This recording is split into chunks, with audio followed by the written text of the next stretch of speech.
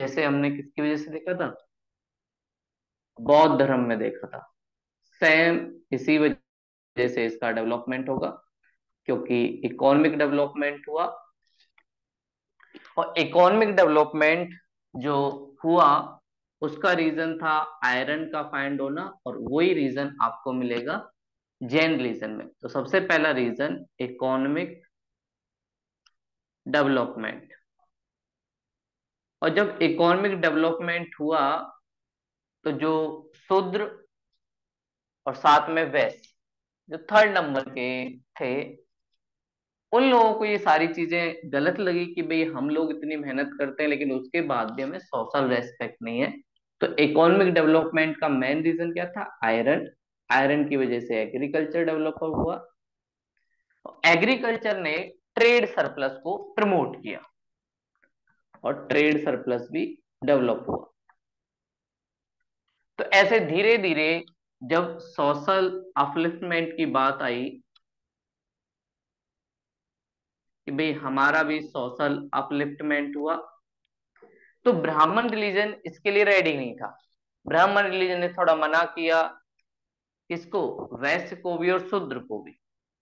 तो इन लोगों ने अपोज किया कि भाई हमें भी सोशल रेस्पेक्ट का पूरा राइट है, और इसलिए इन्होंने चूज किया कि हम लोग दूसरे रिलीजन में जाएंगे। और इस सोशल अपलिफ्टमेंट की वजह से जैन रिलीजन हुआ। और जैन रिलीजन में ज्यादातर लोग जो आपको देखेंगे वो है ट्रेडर। ट्रेडर लोग ज्यादातर जैन रिलीजन को मानते हैं, और जैन रिलीजन की बहुत सारी फिलोसॉफी है। हम लोग पढ़ेंगे अणुव्रत और महाव्रत। अणुव्रत जो घर में रहते हैं उनके लिए थोड़ा डिफिकल्टी कम है कि जैन रिलीजन को आप कैसे फॉलो करोगे। वहीं वो लोग जो मॉन्क्स हैं या बौद्ध हैं उनके लिए थोड़ी सी अलग है। तो इस वजह से ही इसका डेवलपमेंट हुआ, और फिर धीरे धीरे हमने देखा कि भाई किंग भी चाह रहा था कि चेंज हो। तो कहीं ना कहीं एक पॉलिटिकल रीजन था। किंग चाहता था कि ब्राह्मण जो फर्स्ट पोजीशन लिया हुआ है उसे क्यों फर्स्ट पोजीशन मिले, मुझे क्यों नहीं। तो ब्राह्मण को सब लोग फर्स्ट पोजीशन से हटाना चाहते थे, और इसमें कहीं ना कहीं पॉलिटिकल एंगल भी इंक्लूड था। तो इसी वजह से जैन रिलीजन का भी ओरिजिन हुआ। जैन रिलीजन को जो फाउंड किया उनका नाम था ऋषभ देव। ऋषभ देव पहले जैन तीर्थंकर। जैनों में बहुत सारे जो मॉन्क्स हुए जो काफी ज्यादा फेमस थे, या आचार्य आप कह सकते हो, उनको नाम से जाना जाता है तीर्थंकर। तीर्थ मतलब होता है जो लोग आपके जीवन को पार कर सकते हैं। जैसे आपने सुना होगा बहुत सारे लोग अलग अलग प्लेस पे घूमने के लिए जाते हैं, या रिलीजियस प्लेस पे जाते हैं। चाहे हिंदू धर्म में केदारनाथ बद्रीनाथ जाना हो, या मुस्लिम धर्म में मक्का मदीना।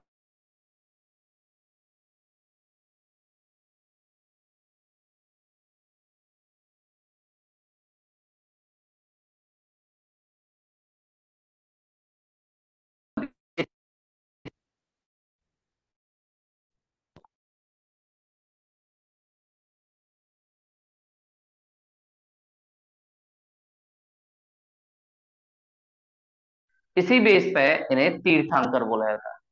तो तीर्थंकर का मतलब जो आपकी लाइफ को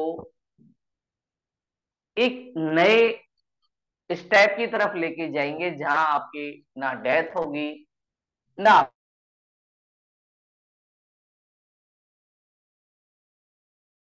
एक्शन देंगे। और ऐसे फर्स्ट तीर्थंकर जो हुए वो है ऋषभ देव। और ऋषभ देव भी फाउंडर है किसके, जैन रिलीजन के। और अगर हम टाइम पीरियड की बात करें तो बौद्ध रिलीजन से बहुत टाइम पहले जैन रिलीजन आ चुका था। लेकिन जैन रिलीजन फेमस कब हुआ, जब महावीर जैन आएंगे उसके टाइम वो फेमस होगा। तो रियल फाउंडर इसके महावीर जैन है, लेकिन इसको स्टार्ट किया ऋषभ देव ने। और हम जब ऋग्वेदा देखते हैं तो ऋग्वेदा में भी इनका नाम है। ऋग्वेदा जो फर्स्ट आर्यों का वेद है, उसमें भी हमें ऋषभ देव जी का नाम देखने को मिलता है। तो इसलिए ये और इम्पोर्टेंट हो जाते हैं। और फिर उसके बाद इनके कुछ फेमस तीर्थंकर, 22nd जो तीर्थंकर है उनका नाम है अरिस्ट नेमी। ये भी काफी ज्यादा फेमस है, अरिस्ट नेमी। इन्होंने जैन रिलीजन को काफी आगे बढ़ाया। और ऋषभ देव के बाद जो फेमस करने वाले जैन रिलीजन को थे वो थे अरिस्ट नेमी। और उसके बाद 23rd जो तीर्थंकर इनके होते हैं वो है पार्श्वनाथ। और पार्श्वनाथ की बहुत सारी मूर्तियां हमें मिली हैं, और इनको सांपों के साथ दिखाया गया है, स्नेक के साथ। मथुरा में जब हम लोगों ने खुदाई की तो वहां पर भी इनकी बहुत सारी मूर्तियां मिली हैं। और इस जैन तीर्थंकर को सांपों के साथ दिखाया गया है कि इसका मतलब ये लोग सांप से या स्नेक से जुड़े हुए थे, पार्श्वनाथ, इसीलिए इनका नाम भी पड़ा। और सबसे फेमस जो सबसे लास्ट भी है 24th महावीर जैन। महावीर जैन ने जैन रिलीजन में रिफॉर्म किए, और उसके बाद ये जैन रिलीजन पब्लिक का रिलीजन बन गया। जैसे गौतम बुद्ध जी ने बौद्ध रिलीजन में किया, ऐसे महावीर जैन ने जैन रिलीजन में किया। इसलिए इनको बोला जाता है रियल फाउंडर ये थे। और महावीर जैन और बौद्ध, गौतम बुद्ध जी ज्यादातर एक ही टाइम पीरियड में इन दोनों इंक्लूड थे। और इन लोगों ने रियल में एक तरीके से फाउंडेशन स्टोन रखा जैन रिलीजन का। और इन्हीं को, महावीर जैन को बोला जाता है कि इनको इनलाइटमेंट हुआ। जैसे हमने देखा कि भाई इनलाइटमेंट मिला या विजडम मिली किसको, गौतम बुद्ध को, ऐसे ही महावीर जैन को भी इनलाइटमेंट मिला। और जैन रिलीजन में इनलाइटमेंट को बोला जाता है कैवल्य। इनको कैवल्य मिला है। कैवल्य का मतलब वही है कि आपको ना बर्थ होगा ना डेथ होगी, हमेशा के लिए आप अमर हो गए। तो ये सारी चीजें महावीर जैन को मिली। और इन्होंने बहुत सारी चीजें बोली, इसलिए इनको बोला जाता है निग्रंथ। मतलब ये किसी भी बाउंडेशन में नहीं रहते, निग्रंथ, ये भी इनको नाम दिया गया। साथ में इनको बोला गया कि जिन, जिनका मतलब होता है जो अपनी इंद्रियों को जीत ले। हमारी बॉडी में बहुत सारी इंद्रियां हैं जो हमें कुछ काम करने के लिए मजबूर करती हैं। जैसे हमारा स्वाद होता है, टेस्ट होता है, वो खाने के लिए मजबूर करता है। नींद होती है, वो हमें अलग मजबूर करती है। लेकिन महावीर जैन के बारे में बोला जाता है इन्होंने अपनी इंद्रियों पर जीत पा ली थी। और ये कब इन्हें सोना है, कब इन्हें खाना है, इन सारी चीजों से थोड़े से ऊपर चले गए थे। और इन्होंने बहुत सारे काम किए, इसलिए इनको बोला गया महावीर, ऐसा वीर जो सबसे महान हो। तो इनको महावीर एक तरीके से टाइटल मिला।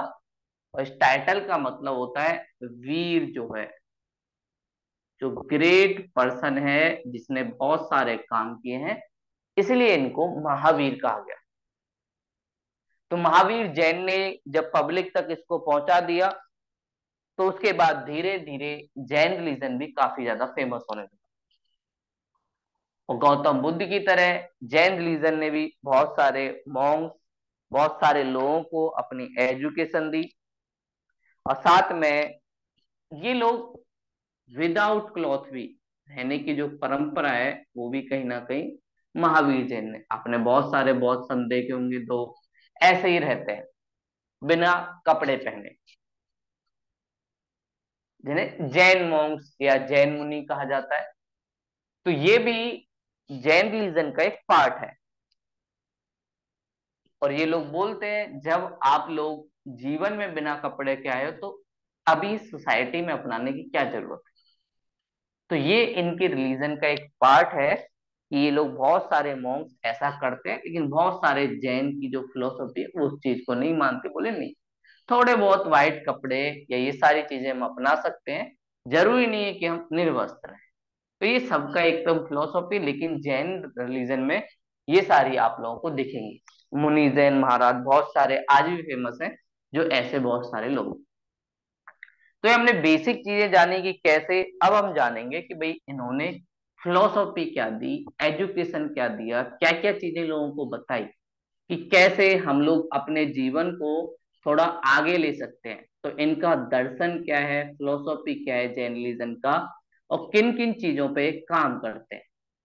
तो जैन रिलीजन की फिलोसॉफी, इनका एजुकेशन, क्या क्या इन्होंने लोगों को बताया, वो सारी चीजें हम जानेंगे। तो इनका एजुकेशन, या आप कह सकते हो फिलोसॉफी ऑफ जैन रिलीजन। सबसे पहली बात इन्होंने बताई, जो बौद्ध धर्म से जुड़ी हुई है, नॉन वायलेंस। और हमने देखा कि नॉन वायलेंस एक इंपॉर्टेंट पार्ट है। एग्रीकल्चर के लिए इंपॉर्टेंट है कि आप एनिमल को सेव करो। एनिमल अगर सेव होंगे तो आपकी एग्रीकल्चर डेवलप होगी, और एग्रीकल्चर डेवलप होगी तो आपका प्रोडक्शन होगा, और प्रोडक्शन होगा तो जो राजा है उसको टैक्स काफी ज्यादा मिलेगा। तो सबके लिए विन विन सिचुएशन थी। लेकिन ब्राह्मण रिलीजन बोलता था नहीं, बलि देनी चाहिए, जबकि वही बौद्ध और रिलीजन कहेंगे नहीं, बलि नहीं देनी चाहिए। एक और बात जो ये बोलते हैं, वो बोलते हैं सबसे बड़ी चीज जो इस दुनिया में है वो है ट्रुथ। हमेशा इंसान को सच बोलना चाहिए, और जो इंसान सच बोलता है उसके जीवन में बहुत कम प्रॉब्लम होती है। क्यों? क्योंकि अगर आप दूसरों से सच बोलोगे तो अपने आप से भी सच बोलोगे, और अपने आप से सच बोलोगे तो आपको पता होगा कि क्यों आप दुखी हैं। कई बार अक्सर हमारे साथ ऐसा होता है कि हम जब सच नहीं बोलते तो हमें खुद ही नहीं पता होता कि आज हम दुखी क्यों हैं। क्यों? क्योंकि हमने अपने मन में कोई स्टोरी या कोई कहानी बना रखी है। इस वजह से हम सच बोल ही नहीं पाते। कई बार तो हम छोटी छोटी बातों में झूठ बोल देते कि अभी निकले थे, लेकिन बोलेंगे नहीं बहुत जल्दी निकल गए, अब पहुंचने वाले 5 मिनट।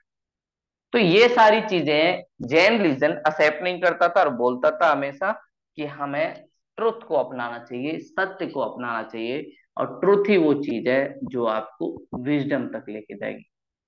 जब आप सच बोलोगे तो आपको पता चलेगा कि एक्चुअल में दुनिया, ये वर्ल्ड कैसे ओरिजिन हुआ, कहाँ से आप लिंक हो। वो सारी चीजें धीरे धीरे आपको पता चलेंगी जब आप सत्य बोलोगे, ट्रुथ को अपने लाइफ में अपनाओगे। अगला जो इनका एक फिलोसॉफी चलता है वो है अस्ते।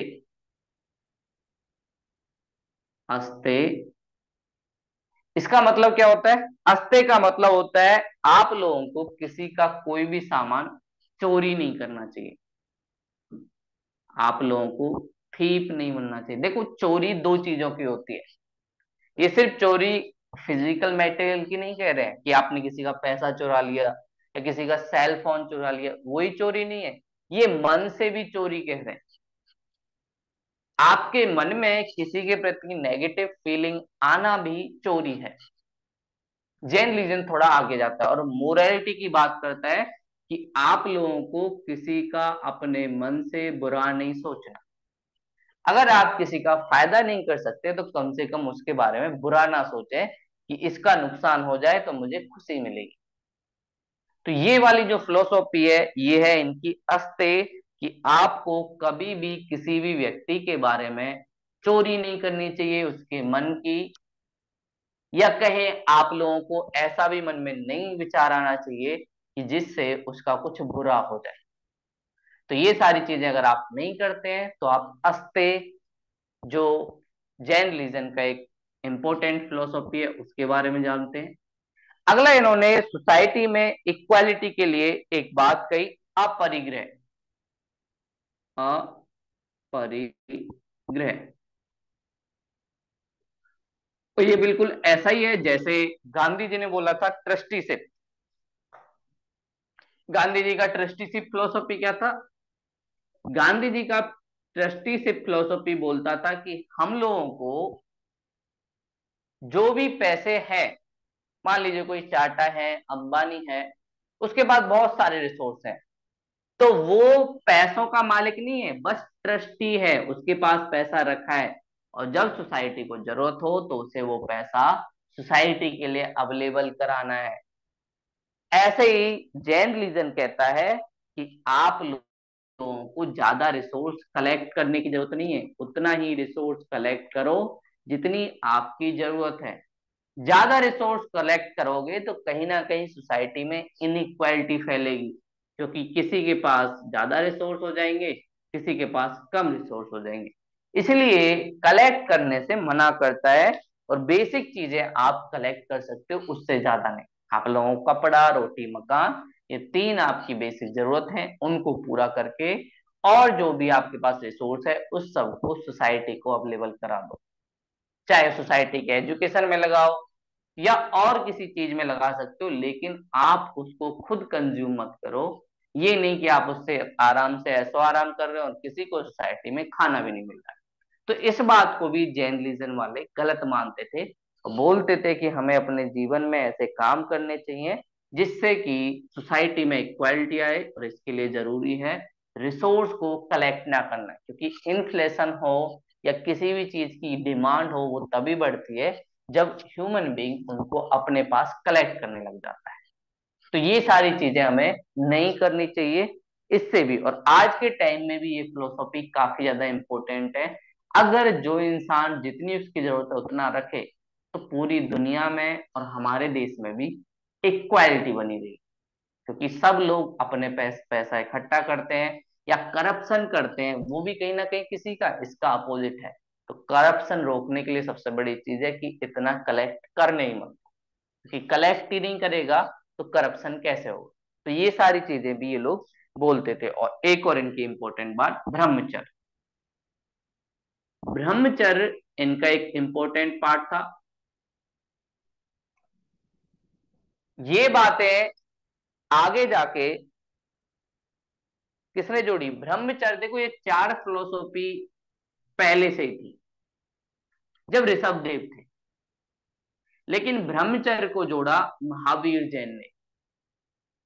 और महावीर जैन ने कहा अगर हमें जीवन में कुछ भी पाना है तो सबसे पहली बात अपने अंदर उठने वाली काम चेतना को मारना पड़ेगा, क्योंकि आपकी काम चेतना या आपकी जो इच्छा होती है वो कहीं ना कहीं आपको जीवन में कुछ भी पाने से रोकती है या उस पावर से मिलने से रोकती है जिसके हम अंश हैं। इसीलिए महावीर जैन, जैन से रिलेटेड जो पूजा है, वर्शिप है, या आपको कैवल्य पाना है तो उसके लिए जरूरी बोलते थे ब्रह्मचर्य को अपनाना पड़ेगा, गृहस्थ जीवन से थोड़ा दूर जाना पड़ेगा। और ये सारी चीजें आप लोग अपनाओगे तो आपको अपने आप एक तरीके से ज्ञान की प्राप्ति होगी। और ये सारी जो शिक्षाएं हैं इनको, जैसे मैं बता रहा था, दो पार्ट में बांटते हैं। देखो कुछ लोग ऐसे हैं जो इस रीजन को अपने पूरे लाइफ टाइम तक अपना सकते हैं और उनकी फैमिली नहीं है, मतलब फैमिली से संन्यास ले लिए। और कुछ लोग ऐसे हैं जो अपनी फैमिली के साथ भी रहना चाहते हैं और साथ में जैन रिलीजन को भी अपनाना चाहते हैं। तो पहला इसमें जो चलता है वो है अनुव्रत। अनुव्रत, अणु का मतलब होता है स्मॉल, और व्रत का मतलब हमें पता ही है फास्ट करना। तो ये उन लोगों के लिए है जो हाउस होल्ड हैं, घर में रहते हैं, इनके लिए थोड़ी सी छूट है। जैसे ये लोग अपने पास कुछ पैसा जमा कर सकते हैं, लेकिन जैन जो मॉन्क्स होता है उसको ये अलाउ नहीं होता कि वो अपने पास पैसा जमा करे। तो उसके लिए जो चीजें चलती हैं वो है महाव्रत, कि तुम्हें फास्ट रखना है लेकिन तुम्हारा जो फास्ट होगा वो महा होगा, ग्रेट होगा। और ये किसके लिए होता है? मॉन्क्स के लिए, जो भिक्षु होते हैं या जैन रिलीजन को पूरी तरह अपनाते हैं। जैसे आपने सुना होगा बहुत सारे मठ हैं इंडिया में, बहुत सारे मठ हैं जैन से जुड़े हुए। लद्दाख साइड आप जाओगे वहां पे मठ दिखेंगे, साथ में हिमाचल प्रदेश में भी मठ दिखेंगे। तो इंडिया के जो हिमालय वाले पार्ट है वहां पे बहुत सारे जैन रिलीजन से जुड़े हुए मॉन्क्स मिलेंगे। तो पहला है अनुव्रत, जो हाउस होल्ड के लिए। दूसरा है महाव्रत, जो मॉन्क्स के लिए या सन्यासियों के लिए है, और इनको बोला जाएगा कि आपको बिल्कुल कलेक्ट करने की कोई इजाजत नहीं है। और साथ में अनुव्रत को ब्रह्मचर्य से थोड़ी बहुत छूट दी जा सकती है। भाई अब उसने शादी की है तो कैसे ब्रह्मचर्य रहेगा, तो उसके लिए छूट है, महाव्रत के लिए नहीं है। आपको ब्रह्मचर्य अपनाना पड़ेगा। अणुव्रत को कोई दिक्कत नहीं है, वो अपने जीवन में इस तरह से जुड़ गया है कि उसके पास कोई ऑप्शन नहीं है, इसलिए उसे ये सारी चीजें करनी पड़ेगी। तो ये इनके दो पार्ट चलते हैं। और बहुत सारे हाउस होल्ड जो जीवन में रह के या अपने घर में रह के भी अगर जैन रिलीजन को अपनाना चाहते हैं तो उनके पास अणुव्रत का ऑप्शन है, और ये थोड़ा सा कम डिफिकल्ट होता है, ये फ्लेक्सिबल है। लेकिन इधर वाले में बहुत ज्यादा रिजिडनेस है। एक बार आपने बौद्ध रिलीजन अपना लिया तो ये सारी चीजें आपको अपनानी पड़ेंगी, और अगर आप सही से नहीं अपनाओगे तो माना जाएगा कि आपने सही से जैन रिलीजन को अपनाया नहीं। तो ये सारी चीजें इनकी दर्शन या इनकी एजुकेशन का पार्ट थी, कैसे बौद्ध रिलीजन एक तरीके से चलता है।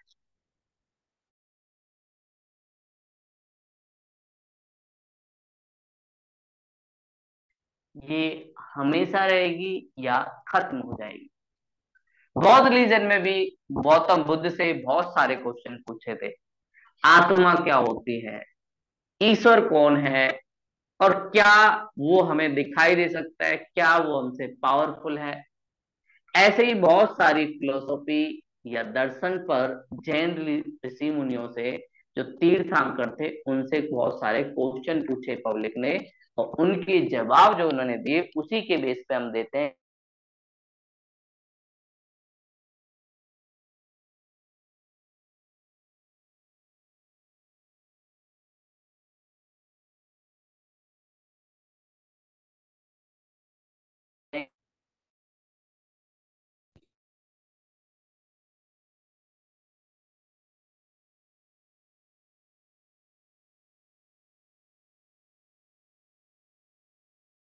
तो पहला क्वेश्चन यही पूछा, इस सृष्टि या अर्थ के बारे में आपका क्या व्यू है। तो इन्होंने बोला एटर्नल, शाश्वत। इन्होंने बोला ये अर्थ या लाइफ शाश्वत है और साथ में स्टेबल है। तो पहले क्वेश्चन का आंसर इन्होंने ये दिया। वही जब हमने बौद्ध रिलीजन पढ़ा था तो बोलता नहीं नहीं एटर्नल नहीं है, इसका एंड होगा, और एक टाइम ऐसा आएगा जब हम सबको ये सारी चीजें जाननी पड़ेगी। और फिर पूछा गया कि इस अर्थ पर लाइफ का डेवलपमेंट कैसे हुआ, कैसे फर्स्ट ह्यूमन बीइंग या लाइफ या जो सेल है उसका डेवलपमेंट हुआ, उसको आप कैसे डिफाइन करोगे। तो ये बोलते हैं इस अर्थ पर जो लाइफ का डेवलपमेंट हुआ है वो एक तो हम लोग हैं जो लिविंग थिंग है, और दूसरा नॉन लिविंग थिंग जो हमें बहुत सारी चीजें जैसे वाटर, सन की लाइट, ये सारी चीजों का कॉम्बिनेशन लाइफ। तो उन्होंने बताया लाइफ क्या है, लिविंग और नॉन लिविंग थिंग के आपस में जो एक कॉम्बिनेशन बना है उसने क्रिएट किया है इस लाइफ को और साथ में इस अर्थ को। तो इस कॉम्बिनेशन की वजह से हम लोग इस दुनिया में हैं। साथ में इन्होंने बोला कि हमें हमेशा धर्म का पालन करना चाहिए, और धर्म का मतलब अपना कर्म, कर्मा को नहीं भूलना चाहिए। एक स्टूडेंट का कर्म है एजुकेशन करना, एक टीचर का कर्म है स्टूडेंट को पढ़ाना। हर चीज का अपनी एक रेस्पॉन्सिबिलिटी है, तो हमें उस बेस पर अपने कर्मा को करते रहना चाहिए। और अगर हम लोग उस कर्मा को करते हैं तो अपने आप उस लाइफ के साइकिल से आपको मिलता है टाइम जिसमें आप फंसे रहते हैं। साथ में ये बोलते हैं कि टाइम भी बहुत ज्यादा इम्पोर्टेंट है आपकी लाइफ में, और टाइम ही वो चीज है जो एक हमेशा चीज अवेलेबल रहती है, और टाइम हमेशा चलता रहता है, और हमें जीवन में ऐसे वर्क करने चाहिए जिससे कि हम लोग निर्वाण की तरफ या कैवल्य की तरफ जा सके, या ऐसे जैसे हम कह सकते हैं स्वर्ग, हेवन या मोक्ष। तो आपको कैवल्य की तरफ जाने के लिए ऐसे वर्क करने होंगे जिनसे आपकी सोल और क्लीन हो और साफ हो, और उस वजह से आपका इस दुनिया से जाना हो। अगला जो क्वेश्चन इनसे पूछा गया सोल के बारे में, आत्मा, आत्मा क्या होती है या सोल क्या होती है, और ये किससे जुड़ी हुई है, हम लोगों में कैसे लाइफ आई, कैसे सारी चीजें आई, क्या आपको लगता है हम सब की सोल अलग अलग है या एक है? तो इन्होंने जो दर्शन बोला उसे बोलते हैं अनेकात्मवाद। अनेकवाद,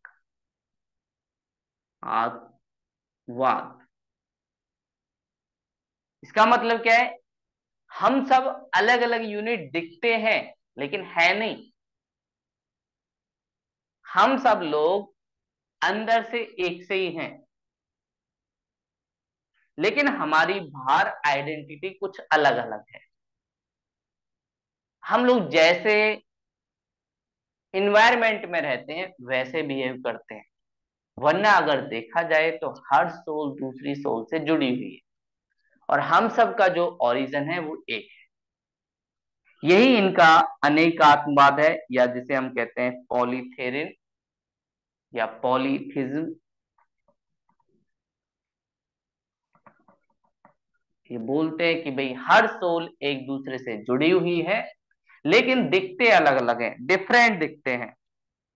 और साथ में ये बोलते हैं इस सोल का रीबर्थ होता है, रीबर्थ।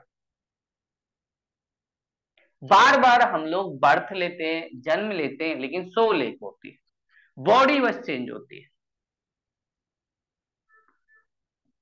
कभी है हम लोगों के पास ह्यूमन बीइंग की बॉडी होगी, कभी हमारे पास और किसी क्रिएचर की बॉडी होगी, लेकिन जो सोल है या जो हमारी ब्रेथ है वो एक ही होगी।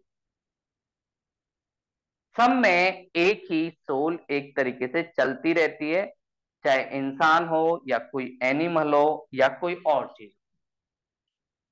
एक और इनकी फिलोसॉफी जो काफी ज्यादा फेमस रहती है, जिसे बोला जाता है सियादवाद। सियादवाद, इनसे जब पूछा गया कि आप लोगों को क्या लगता है ईश्वर या गॉड के बारे में,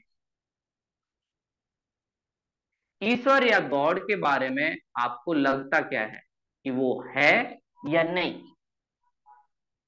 तो इसमें थोड़ा सा कॉम्प्लेक्स तरीके से इन लोगों ने बताया, और इन्होंने बोला, पहले बोलते हैं मे बी इट इज, हो सकता है कि वो हो। दूसरा है may be it is not, हो सकता है वो नहीं है, मे बी नॉट। अगला बोलते हैं यस बट नॉट कंफर्म, ईश्वर है लेकिन हमको कंफर्म नहीं है। और तीसरी बात जो सबसे लास्ट में बोलते हैं, चौथी बात,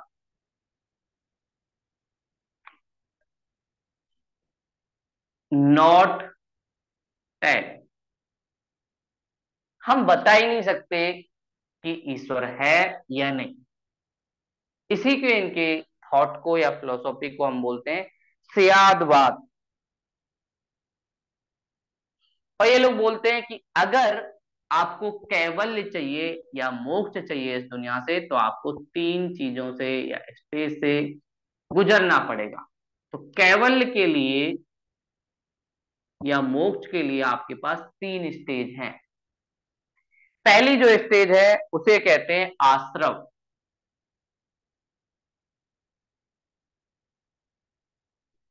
पहली स्टेज, इस आश्रव से आपको जुड़ना पड़ेगा। आश्रव क्या है? आश्रव एक ऐसी स्टेज है जिसमें ह्यूमन बीइंग या कोई भी एनिमल अपने इस दुनिया के काम में डूबा रहता है। ये मेरा, वो अपना, ये मेरी पेंसिल या ये मेरी बुक, ऐसे अपने जो संसार की चीजें हैं उसमें डूबा रहता है या इस वर्ल्ड में ही खोया रहता है अपने ड्रीम में। तो पहली स्टेज आपकी है। तो सबसे पहले आपको इस ड्रीम से, इस सपने से बाहर आना पड़ेगा। और इससे ही अगली स्टेज को ये लोग बोलते हैं संवर। संवर का मतलब है कि आपको अब ये जो वर्ल्ड है, जिन चीजों से आप जुड़े हुए हो उससे थोड़ा सा अलग हो जाओ। तो आपका Karma divide from this world. आपका कर्मा अब डिवाइड होना चाहिए, इस दुनिया से अलग होना चाहिए। और आप धीरे धीरे इस दुनिया से जो अटैचमेंट है, फिजिकल लेवल पर, मेटेरियलिस्टिक लेवल पर, या ये मेरा, ये अपना, ये सारी चीजें आपको धीरे धीरे छोड़नी पड़ेगी। और सबसे लास्ट में निर्जरा, ये सबसे डिफिकल्ट होता है। इसमें आपको फास्ट करना पड़ता है, और ये फास्ट भी थोड़े से बड़े लेवल का होता है, जिसमें आपको बहुत हार्ड तरीके से या बहुत सारी चीजें फील करनी पड़ेंगी। आप पानी भी नहीं पी सकते, जिसे लोकल भाषा में संथारा भी कहा जाता है। जब इंसान अपनी लास्ट स्टेज में पहुंचता है तो बौद्ध रीजन में एक चीज होती है कि जब आप लास्ट स्टेज में हो तो आपके पास दो ऑप्शन है। या तो आपकी डेथ खुद हो, कि धीरे धीरे आपकी डेथ होने वाली है, आपको पता है। और दूसरा है आप खुद चुनो। तो ये लोग बोलते हैं जो इंसान अपनी डेथ खुद चुनता है, या अपने मॉन्क्स या अपने रिलीजन को अपना के जाता है, उसे कैवल्य मिलता है। इसका मतलब है उसने डेथ को भी जीत लिया। उसके अंदर अब फियर नहीं है डेथ का। और इसी के लिए निर्जरा में इनका संथारा, जिसमें जैन वाले लोग अपनी लाइफ की एंड स्टेज में फास्ट में चले जाते हैं। कब तक? जब तक डेथ नहीं हो जाती। कुछ भी खाएंगे पिएंगे नहीं। और ये लोग वेट करते हैं कब हमारी डेथ होगी। और इसमें बहुत सारी चीजें होती हैं, बाल नोचना, नाखून खींचना, अपने आप को कष्ट दिया जाता है।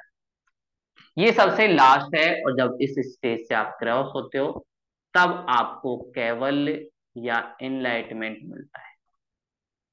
ये जैन रिलीजन का एक पूरा प्रोसेस है। अगर आपको जैन रिलीजन में एक तरीके से इनलाइटमेंट चाहिए। और साथ में ये तीन रत्न की बात करते हैं, त्रिरत्न, जो काफी ज्यादा इंपॉर्टेंट है। त्रिरत्न,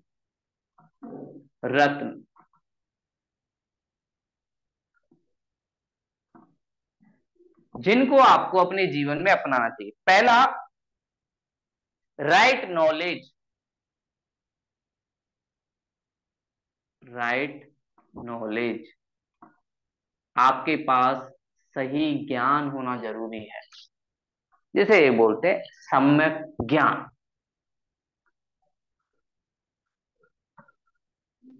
आप किसी चीज को लेके परेशान हैं, मान लीजिए आपका कोई पेन खो गया है या कोई और सामान, लेकिन आपको एग्जैक्ट पता नहीं है कि आपका पेन कहाँ गुम हुआ है, तो आप इधर उधर घूमते रहोगे।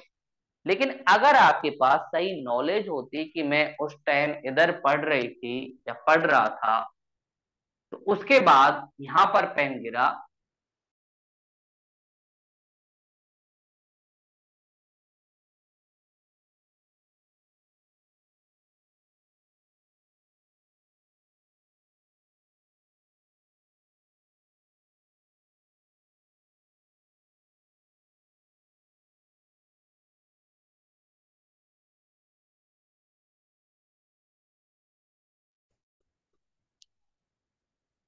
जब आपके पास राइट नॉलेज होगी तो आप ऑटोमेटिक अपना सॉल्यूशन निकाल लोगे।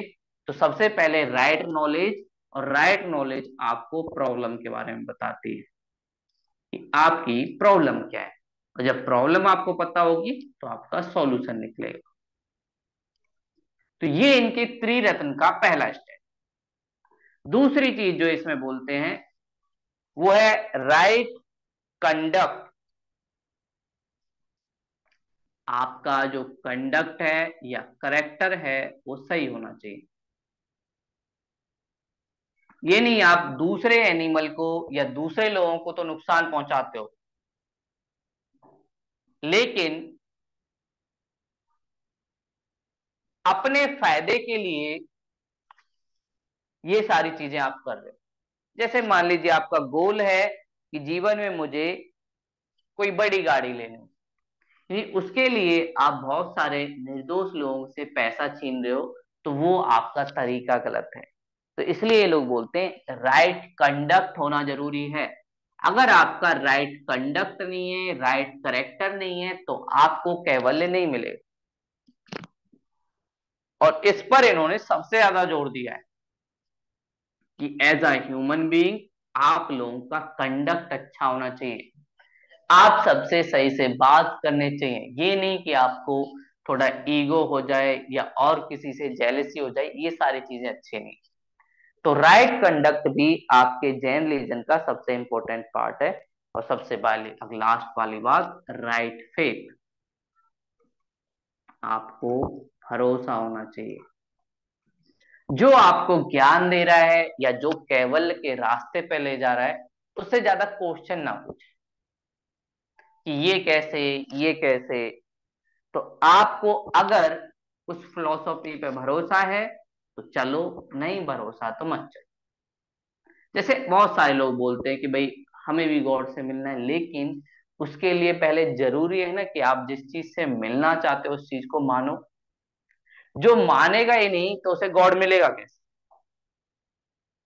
तो ये सारी चीजें ये बोलते हैं कि अगर आपको एनलाइटमेंट चाहिए तो ये तीन रत्न आपकी सबसे ज्यादा हेल्प करते हैं। सबसे पहली बात राइट नॉलेज, आपके पास सही नॉलेज हो, सही डायरेक्शन हो। दूसरी बात, आपको जो नॉलेज दी जाए उसको आप सही से फॉलो करो। और सबसे लास्ट में राइट फेथ। और जैन ऋषि मुनियों के थ्रू एक कहानी भी चलती है कि बहुत सारे लोग बोलते हैं गॉड है या नहीं। तो बोलते हैं एक बार क्या हुआ, बहुत सारे लोग जिनकी आंखें नहीं थी वो जा रहे थे, तो उन्हें बोला गया कि आज आप लोग भगवान से मिलने वाले हो, गॉड से। सबने बोला ठीक है। सामने एक हाथी खड़ा था और उन लोगों ने हाथी के जिस जिस पार्ट को टच किया उनको गॉड वैसे ही फील हुआ। किसी ने पूंछ को टच किया, किसी ने सूंड को टच किया, किसी ने उसके पैर को टच किया, तो सबको लगा ये गॉड ऐसा है, ये गॉड ऐसा है। तो ऐसे ही जैन रिलीजन बोलता है कि सबका एक्सपीरियंस डिफरेंट हो सकता है गॉड के लिए, लेकिन है वो एक ही। एलिफेंट एक ही था, लेकिन आप अपने अंदर कैसा कंडक्ट किए, कैसे थॉट लाए, उस बेस पे आपके गॉड ऐसे होते हैं। तो गॉड एक ही है, लेकिन जो जैसे देखेगा उस तरीके से भगवान उसको दिखेगा। और ये ऐसे ही है जैसे अगर आपकी हेल्थ खराब हो, तो हेल्थ खराब होने के टाइम आपको डॉक्टर गाइड करता है, आपको नॉलेज देता है कि देखिए आपको ये प्रॉब्लम हो गई है। तो सबसे पहले डॉक्टर ने आपको अवेयर किया कि आपको ये प्रॉब्लम है या आपकी बॉडी में डेंगू हो गया है। उसके बाद डॉक्टर आपको मेडिसिन देगा, और वो आपका राइट कंडक्ट में इंक्लूड है। और सबसे लास्ट, आपको डॉक्टर पे फेथ होना चाहिए। अगर डॉक्टर पे फेथ ही नहीं है तो वो आपको कितनी भी बार बता दे कि बीमारी ये है, दवा ये है, आपको टाइम टू टाइम लेनी है, लेकिन आपको भरोसा ही नहीं है कि इसके पास डिग्री नहीं है, ये कैसे मुझे ठीक कर सकता है। तो ये तीनों चीजें होती हैं तभी आप ठीक होते हैं। ऐसे ही अगर आपको गॉड से मिलना है या अपनी लाइफ में कुछ अच्छा करना है, तो उसके लिए जरूरी है आप उस चीज पे बिलीव करो, फिर उसके बाद उसके बारे में सही नॉलेज जुटाओ, और फिर उस कंडक्ट को करो। और ऐसे ही हमारे एग्जाम में होता है। कि आप सिविल सर्विस की तैयारी कर रहे हैं, तो उसमें भी जरूरी है आप इन सारी चीजों को एक तरीके से फॉलो करो। आपको क्लियर पता हो ये मेरा गोल है, ये मेरा कंडक्ट है, ये मेरी सही नॉलेज है।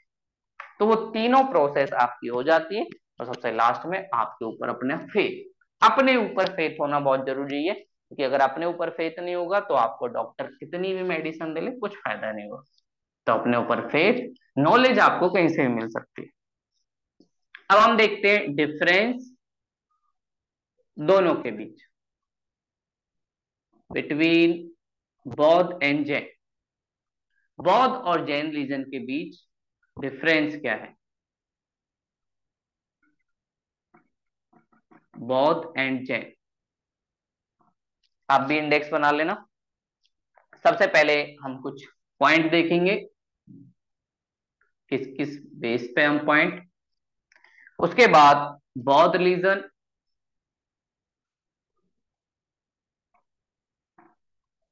उसके बाद जैन रिलीजन।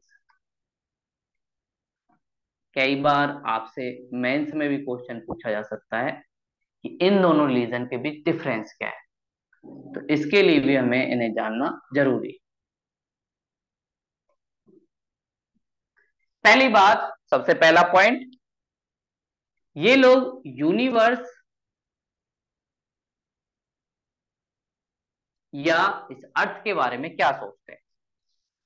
तो बौद्ध धर्म सोचता है मोर्टल है, मतलब इसका एंड हो जाएगा एक टाइम के बाद, मोर्टल या एंड। वही जैनलिज्म बोलता है इमोर्टल, हमेशा रहेगा, एंडलेस।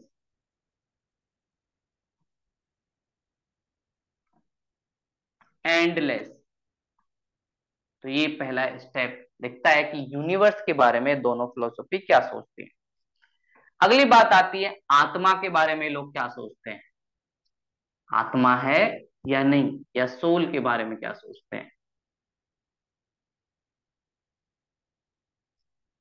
तो बौद्ध रिलीजन में गौतम बुद्ध जी कहते हैं नहीं, नॉट, इसलिए इसको बोला जाता है अनात्मवाद,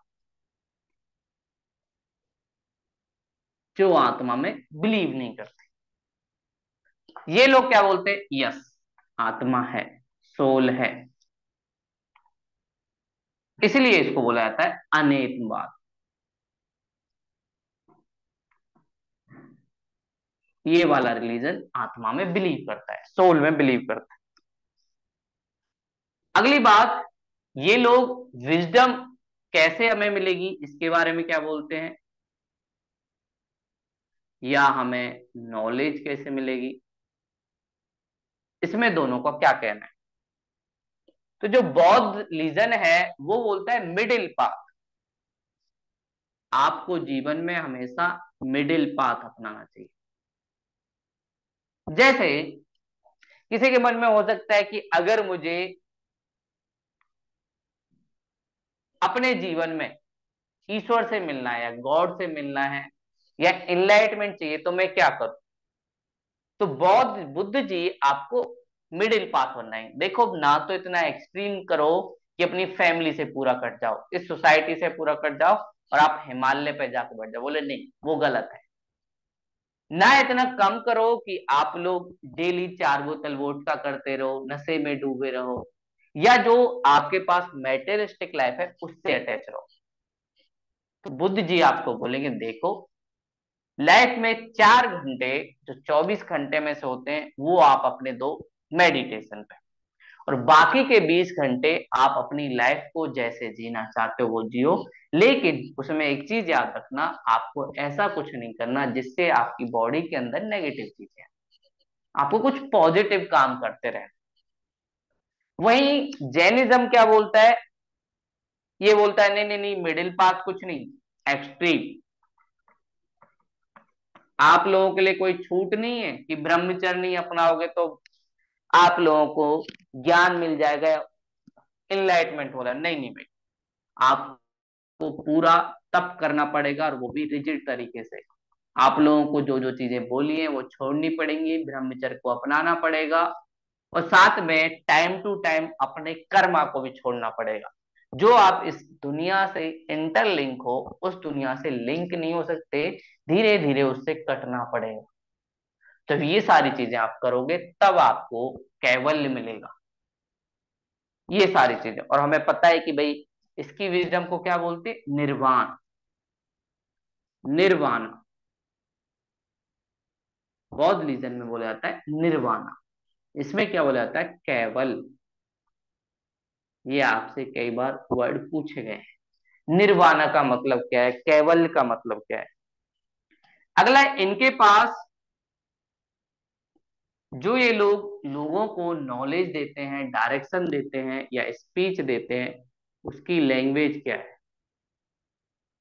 कैसे इन लोगों ने अपनी बात को कहा लोगों से? तो बौद्ध धर्म में जो भाषा लैंग्वेज यूज की जाती है वो है पाली। ये लोकल भाषा है, जैसे आज के टाइम में हिंदी है, ब्रज है, भोजपुरी है, ये सब लोकल भाषा है, ऐसे ये लोग यूज करते थे। और जैन रीजन जिस भाषा का यूज करता था वो है प्राकृत। प्राकृत, ये इनकी लैंग्वेज थी। तो हमने जाना कि भाई इनके डिफरेंस क्या है। पहला पॉइंट हमने जाना यूनिवर्स के बारे में क्या कहते हैं। तो बुद्ध रिलीजन कहता है मोर्टल है, एंड हो जाएगा। जैनिज्म बिल्कुल उससे अपोजिट बात है, बोले इमोर्टल नहीं, इमोर्टल है, एंडलेस है। सोल, आत्मा के बारे में बुद्ध जी सोल या आत्मा को नहीं मानते, लेकिन जैन रिलीजन आत्मा को मानता है। विजडम, बुद्ध जी कहते हैं मिडिल पाथ, बीच का रास्ता। आप गृहस्थ में रहते हुए भी आप लोगों को निर्वाण मिल सकता है, लेकिन जैन बोलते हैं नहीं भाई, एक्सट्रीम थोड़ा सा तप करना पड़ेगा, थोड़ा ब्रह्मचर्य से दूर होना पड़ेगा, तब आपको केवल मिलेगा। स्पीच की लैंग्वेज बौद्ध रीजन जो यूज करते हैं वो है पाली, जैन रीजन जो यूज करते हैं वो है प्राकृत। अब इनकी कुछ इक्वालिटी वाली बात है कि भाई कैसे ये लोग एक तरीके से इक्वल थे। तो इनमें कुछ इक्वालिटी हमें दिखती है, दोनों रीजन में डिफरेंस तो हमने देखा। इक्वालिटी के भी पॉइंट बहुत सारे हैं जो हम देखेंगे कि भाई दोनों में क्या क्या इक्वालिटी है डिफरेंस के अलावा। पहली बात, दोनों रिलीजन जो डेवलप हुए उसको जो लीड करने वाले लोग थे, एक तरफ गौतम बुद्ध और दूसरी तरफ महावीर जैन। इक्वालिटी के पॉइंट दोनों के अंदर,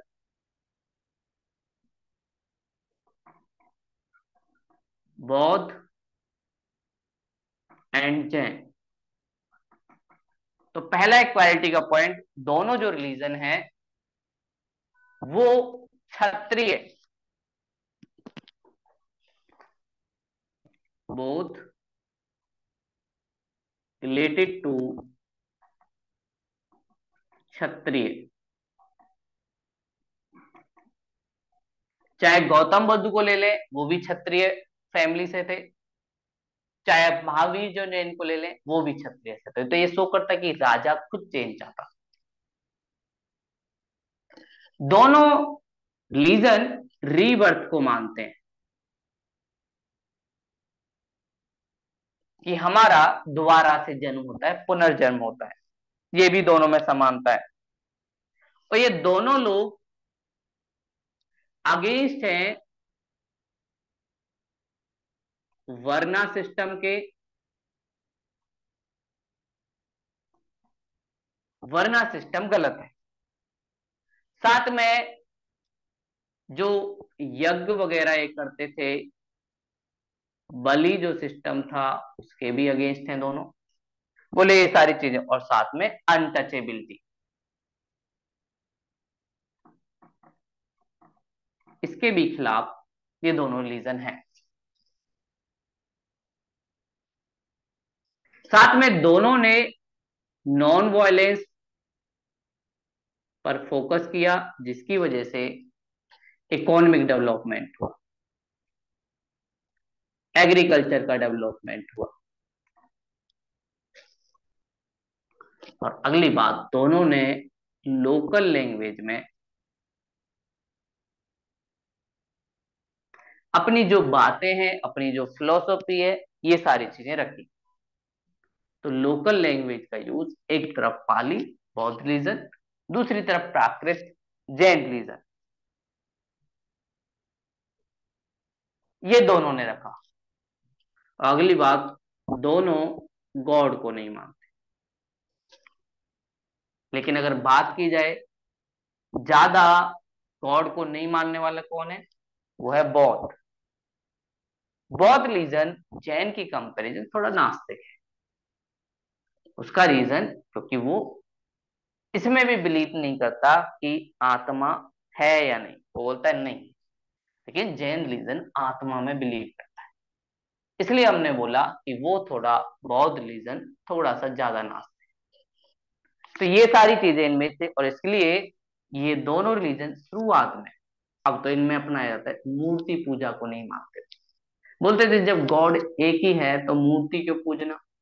हर जगह हर एक पार्ट में आपको गॉड दिखता है, तो उसके लिए आपको कोई जरूरी नहीं है कि आप गॉड को पूजो। तो ये सारी चीजें इनके।